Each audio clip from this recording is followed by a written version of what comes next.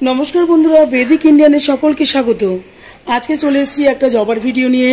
প্রত্যেকটা ডালের মধ্যে তোমরা দেখতে পাচ্ছ কি পরিমাণে ফুল ফুটে আছে, কুড়ি রয়েছে। শুধু এটা একটা মিক্স ফার্টিলাইজার গাছকে প্রোভাইড করে সুন্দর করে যদি তোমরা এটা 15 দিনে একবার, মাসে দুবার দিতে পারো, তাহলেই কিন্তু গাছে খুব সুন্দর করে গাছকে রেডি করতে পারবে। প্রচুর পরিমাণে গাছ থেকে তোমরা ফুল পাবে। এই কাজটা অবশ্যই করো, পুরো ভিডিওটা দেখো। নমস্কার বন্ধুরা, আজকে চলে এসেছি একটা জবা ফুলের ভিডিও নিয়ে। জবা গাছে অনেক সময় লক্ষ্য করা যায় যে গাছে দেখো পাতাগুলো এরকম হলুদ হয়ে যায়, এখানে কুড়ি আসে, হলুদ হয়ে ঝরে পড়ে যায়। দেখো এখানে কুড়ি এসছে, অনেক সময় দেখা গেল যে এরকম একটা কুড়ি কিন্তু পেকে গেল, পাকা পাকা হলুদ রং হয়ে গেল, তারপর ঝরে পড়ে গেল। পাতাগুলো দেখো কিরকম একটুখানি শিরা দেখা যাচ্ছে, তাহলে কিন্তু বুঝতে হবে এখানে আয়রন, ক্যালসিয়াম, ভিটামিনের অভাব। এরকম অভাবজনিত কারণে গাছে কিন্তু কুড়ি আসলেও সেই কুড়িটা ঝরে পড়ে যায়। বন্ধুরা, কুড়িটা থাকে না, ফুলে কুড়িও আসতে চায় না। দেখো এই সমস্ত পাতাগুলো দেখলেই তোমরা বুঝতে পারবে। যদি দীর্ঘদিন খাবার না দেওয়া হয়, খালি জল দেওয়া হয় গাছের মাটিতে, তাহলেও এই সমস্যাগুলো দেখা যায়। ভাই দেখতে পাচ্ছ এখানে একটু পাতা কুকড়ে গেছে, যে পাতাটা এখানে কিন্তু পোকার আক্রমণ হয়েছে পাতার ভেতরে। কাজে এখানে কি হয়, কুড়ি আসলেও সেই কুড়িটাতে ফুলে রূপান্তরিত হয় না। অনেকগুলো কারণ দেখেই তোমরা বুঝতে পারবে যে তোমাদের বাড়িতে জবা গাছে ফুল আসছে না কেন। যে খাবারটার কথা বন্ধুরা আজকে তোমাদের বলবো, সেই খাবারটা যদি তোমরা সঠিক সময়ে ঠিকভাবে পরিমাণ অনুযায়ী তোমরা জবা গাছকে দিতে পারো, তাহলে কিন্তু বর্ষা, এই গরম যাচ্ছে, বর্ষা আসছে, বিগত 3-4 মাস সুন্দর করে ফুল পাবে, আর পাতাও কোনো রোগ হবে না বা কোনো পোকাও আক্রমণ করবে না। দেখো বন্ধুরা, আরেকটা কথা তোমাদের বলি, যখনই তোমরা গাছ, নতুন গাছ প্রতিস্থাপন করবে, মেনলি জবা গাছে আমাদের বাড়িতে বেশিরভাগ থাকে, যেহেতু প্রতিদিনকার ফুল আমরা ভগবানের চরণে জবা ফুলটা দিতে পারি। এই 1.5-2 মাস হলো একটা গাছকে প্রতিস্থাপন করেছি। আমি কিন্তু ওর মধ্যে কোনো খাবার এখনো দিইনি, খালি গার্ডেন সয়েল আর অল্প নিমখোল, বালি দিয়ে আর একটু কম্পোস্ট দিয়ে আমি গাছটাকে প্রতিস্থাপন করেছি। তারপরে এটাকে কাটাই ছাটাই এখনো পর্যন্ত করিনি। দেখতে পারবে তোমরা এরকম লম্বা হয়ে গাছটা দুটো ডাল বেরিয়েছে।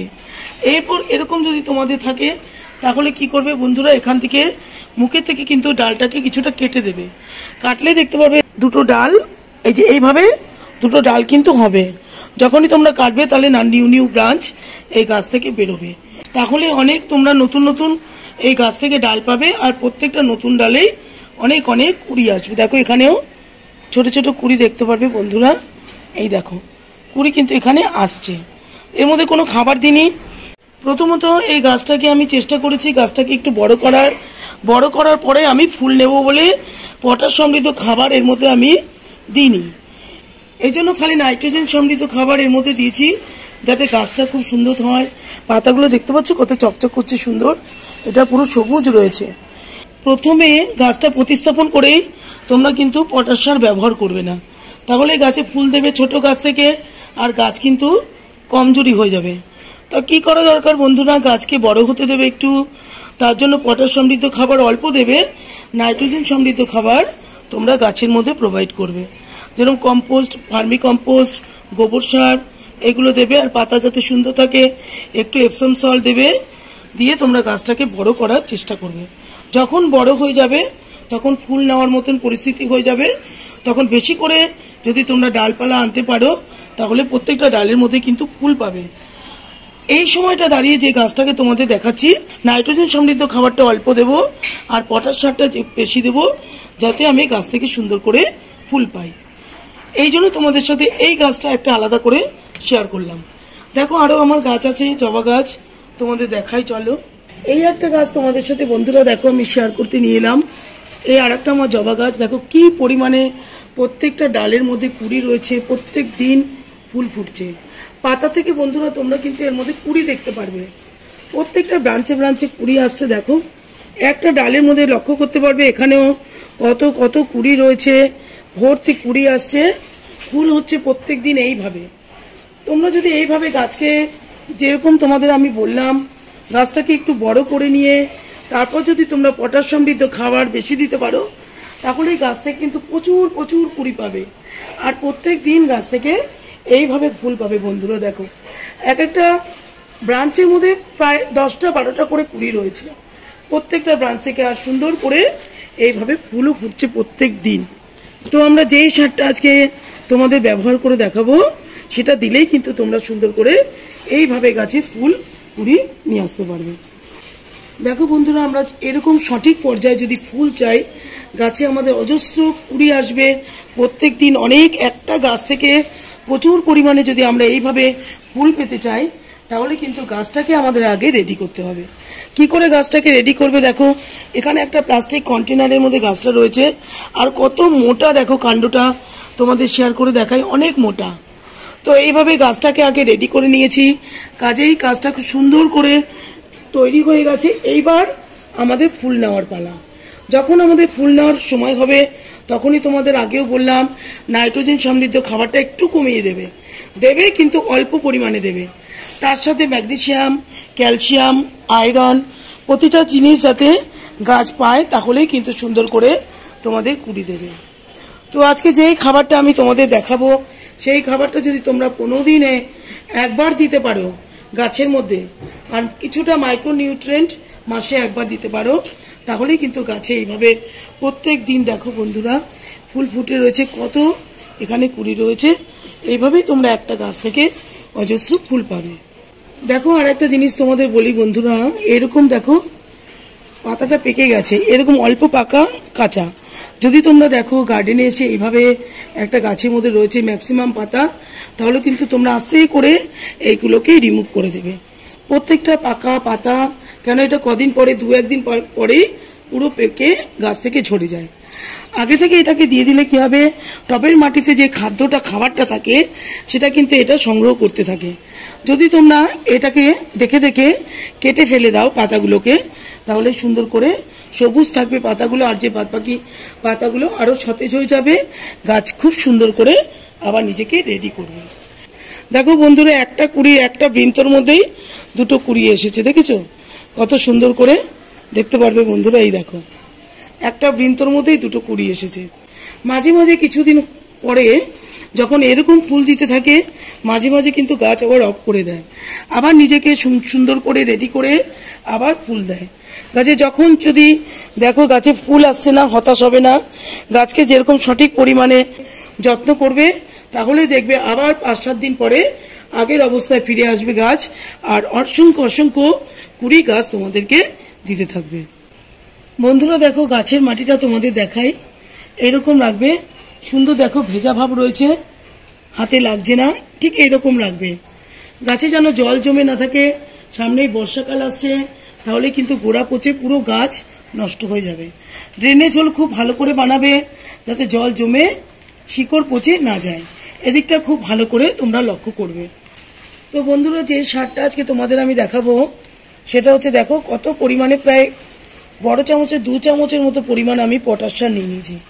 যেহেতু আমরা গাছ থেকে এখন ফুল নেব, পটাশ কিন্তু আমাদের খুব ভালো করে গাছে দিতে হবে। তার জন্য দেখো আমি এখানে 2 মুঠো ভার্মি কম্পোস্ট নিয়ে নিয়েছি, তার সাথে যে পটাশটা তোমাদের দেখালাম সেটা আমি নিয়ে নিচ্ছি। এটা একটা অর্গানিক পটাশ বন্ধুরা, এর পরিবর্তে তোমরা কলার খোসার গুঁড়ো এর মধ্যে দিতে পারো। সুন্দর করে কলার খোসা শুকনো করে নিয়ে গাছের মধ্যে এই ভার্মি কম্পোস্ট বা গোবর সারের সাথে মিশিয়ে তোমরা দিতে পারো। আর দেবো কি এর মধ্যে, দেখো বন্ধুরা কিছুটা এই সর্ষে খোলের গুঁড়ো নিয়ে নেব, প্রায় অল্প পরিমাণে। এই এতটা পরিমাণে একটা গাছের জন্য এতটুকু আমি সর্ষে খোলের গুঁড়ো নিয়ে নিলাম। তো বন্ধুরা তোমরা জানোই এটা ভালো করে নাইট্রোজেন প্রচুর পরিমাণে থাকে এই সর্ষে খোলের গুঁড়ো থেকে। আমরা সুন্দর একটা এনপিকে পুরো গাছের পুরো পরিমাণ চাহিদা পূরণ করতে পারে এই সর্ষে খোলের গুঁড়ো। তার সাথে আমরা ভার্মি কম্পোস্ট নিয়ে নিয়েছি। যাদের কাছে ভার্মি কম্পোস্ট না থাকবে তারা পুরনো গোবর সার দিতে পারো।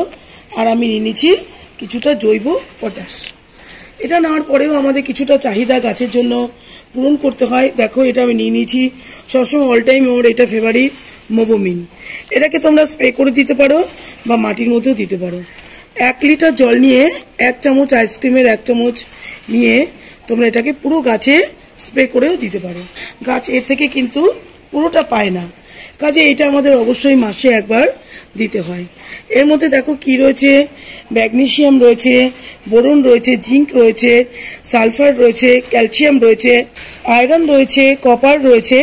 পুরো গাছে নানা রকমের যে রোগ আমাদের পাতার মধ্যে আমরা বন্ধুরা দেখতে পাই, শুধু এই একটা জিনিস দিলেই তোমরা কিন্তু পুরো গাছের চাহিদা পূরণ হয়ে যাবে। কাজে এটা কিন্তু সবসময় তোমরা ব্যবহার করবে। তো আজকে আমি কি করব, যে এটা মাটিতে কিছুটা পরিমাণ নিয়ে আমি এই খাবারের সাথে এই 1 চামচের মতো নিয়ে মাটির মধ্যে বন্ধুরা দিয়ে দেবো। এই এতটুকুই যথেষ্ট, সুন্দর করে দিয়ে দেবো। দেখো, দিয়ে